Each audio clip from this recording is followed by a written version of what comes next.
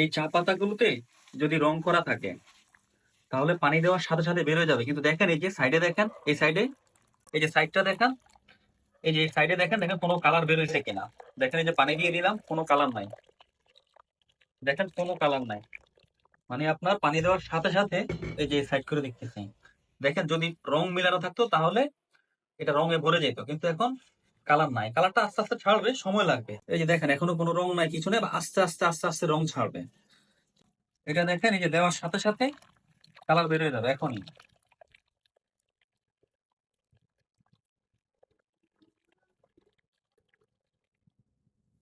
এই যে দেখেন কালার বের হয়ে গেছে।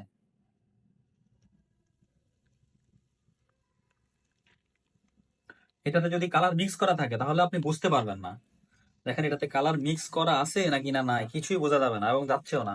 এই সাইডে দেখেন, এই যে এই সাইডে দেখেন, এখানে কালারটা দেখেন,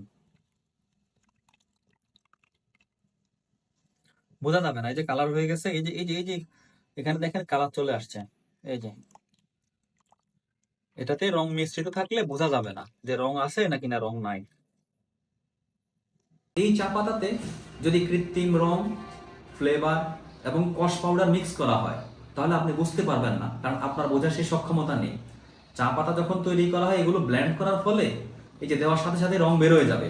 তো এটাতে খুব বেশি বের হয় নাই, মানে এটাতেও রংটা বের হয়ে গেছে পানিতে দেওয়ার সাথে সাথে। কিছু কিছু কোম্পানির চা পাতা দেওয়ার সাথে সাথে কালার বের হয়ে যায়, পুরা ভরে যায়। আমার কাছে মনে হয় এটা চাইতে ওইগুলোতে আরো বেশি কালার দেওয়া। এটাতেও কালার থাকলে আপনি সহজেই বুঝতে পারবেন না, কারণ কালারটা বের হয়ে গেছে। এই পাতাগুলোতে যদি কালার মিক্স করা হয় তাহলে সহজেই বোঝা যাবে, কারণ আপনি পানি দেওয়ার সাথে সাথে কিন্তু এটা কালার বের হবে না। এটা সময় লাগবে, 5-7-10 মিনিট পর আস্তে আস্তে সময় লাগবে। যদি আপনি একদিন ভিজিয়ে রাখেন তাহলে দেখবেন গরম করা ছাড়া এটা আস্তে আস্তে কালার বের হয়, কিন্তু এটা ঠান্ডা পানি দেওয়ার সাথে সাথে কালার বের হয়ে যাবে। এখন আপনি কি করবেন?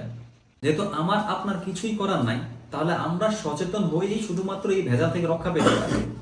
আমরা দেখেছি ভোক্তা অধিকারের অভিযানে চট্টগ্রামে কালার দিচ্ছে, সে সময় চা পাতা আটক হয়েছে। তারপরে আমি অনেক জায়গায় খোঁজ খবর নিয়ে এই ভেজালগুলো যে দিচ্ছে, কি দিচ্ছে না দিচ্ছে, সেখানে আমি কালার পেয়েছি। সেখানে কষ পাউডার, মানে চা পাতার কালার, কষ পাউডারটা একটা ফিটকিরির মতো লাগে। আমার কাছে মনে হচ্ছে এটা ফিটকিরির গুঁড়া, সাথে হয়তো তেঁতুলের বিচি টিচি বা কিছু একটা থাকতে পারে।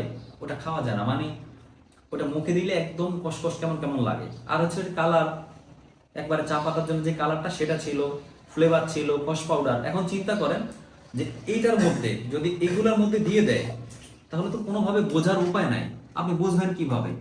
আর যদি এটাতে হয় এটা আপনি বুঝে যাবেন। এখন চা পাতা কেনার সময় এই যে দেখেন এগুলো কিনবেন, এই যে এগুলো দেখেন ঘাসের মতো মনে হয়, এগুলো একেবারে ঘাস, মানে এটা পাতা, এটা এটা শুধুমাত্র পাতা, আস্ত পাতাটা পুরো শুকায়। আমাদের দেশে এগুলো অ্যাভেলেবেল ভাবে পাওয়া যায় না, কাস্টমার চাহিদা নেই বললেই চলে।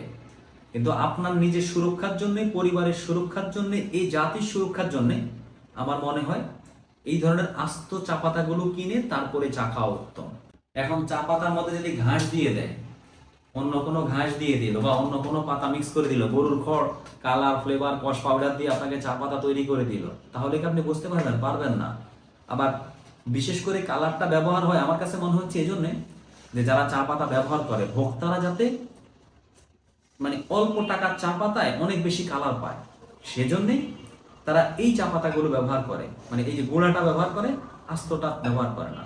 কিন্তু সাধারণ একজন মানুষ যে বাসায় চা খাবে, আমার মনে হয় তারা, ইভেন এমনকি চায়ের দোকানে প্রচুর প্রতিদিন হাজার হাজার মানুষ চা খাচ্ছে, ওই সকল মানুষ যদি একটু সচেতন হয় যে তারা আস্ত চা পাতা খোঁজ করে, যে আমরা আস্ত চা পাতা ছাড়া খাবো না, কিনবো না, তাহলেই ঠকে যাওয়ার হাত থেকে বেঁচে যাবেন।